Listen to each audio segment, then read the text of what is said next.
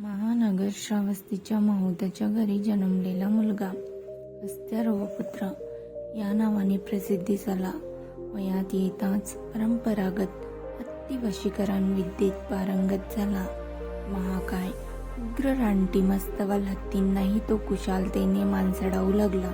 एकदा अशाच एका मस्तवाल रानटी हत्तीला कुशलतेनं हाताळीत असता एकाएकी त्याच्या मनात विचार आला, सारं जीवन हे असंच हत्तींना पाळीव करण्यातच व्यतीत करायचं.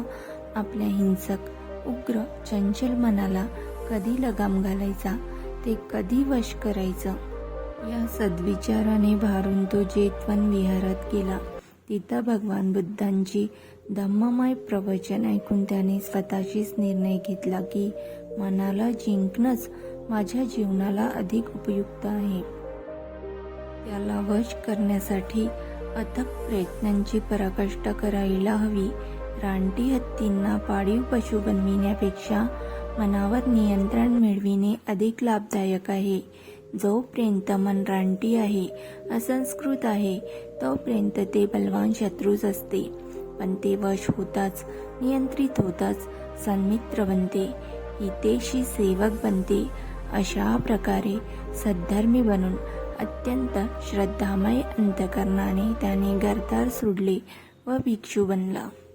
भगवान बुद्धांनी जी विपश्यना साधना शिकविली, दीर्घकाळ तो त्या साधनेचा निरंतर अभ्यास करीत राहिला. पण मनावर ताबा मिळविता येईना. भूतकाळातील सुखद आठवणी, भविष्यकालीन रमणीय कल्पनातच त्याचे मन रममाण होऊ लागले. सहजासहजी ते त्याच्या ताब्यात येईना, दुर्दमनीय अजिंक्यच राहील. अशा अवस्थेत त्याला आपले हस्ती विद्येतील कौशल्य आठवले. ज्याप्रमाणे मस्तवाल रानटी हत्तींना धीरोदात्तपणे कुशलतेने आपण पाळीव हत्ती बनवित होतो, तीच सहनशीलता, तोच धीर अंगीकारायला हवा. इथे मस्तवाल हत्तीला केव्हा व किती सैल सोडायचं, केव्हा किती अंकुश लावायचा, किती समजूतदारपणे त्याला आवरायचे, किती चातुर्याने त्याला ताब्यात ठेवायचे, हे सारं आठवलं. या चिंतनमयी प्रज्ञेनं त्याच्या डोक्यात विजेसारखा लख्ख प्रकाश पडला. तद्वतच या निरंकुश मनाला ताड्यावर आणायचे त्याने ठरविले. फार स्वैराचारी झालं होतं. ते स्वैराचारानं हुंडदंडलं होतं. फारच वेडेपणानं वागत होतं. आता त्याला पाळीव प्राण्याप्रमाणे बनवायलाच हवं, असा दृढ निश्चय त्याने केला. ज्याप्रमाणे मस्तवाल हत्तीला अंकुशाच्या सहाय्याने पाळीव हत्ती बनवीत असे, त्याच दृढ संकल्पाने त्याने स्वच्छाचारी स्वच्छंद मनावर नियंत्रण ठेवून सत्प्रवृत्त बनविण्याचे ठरविले.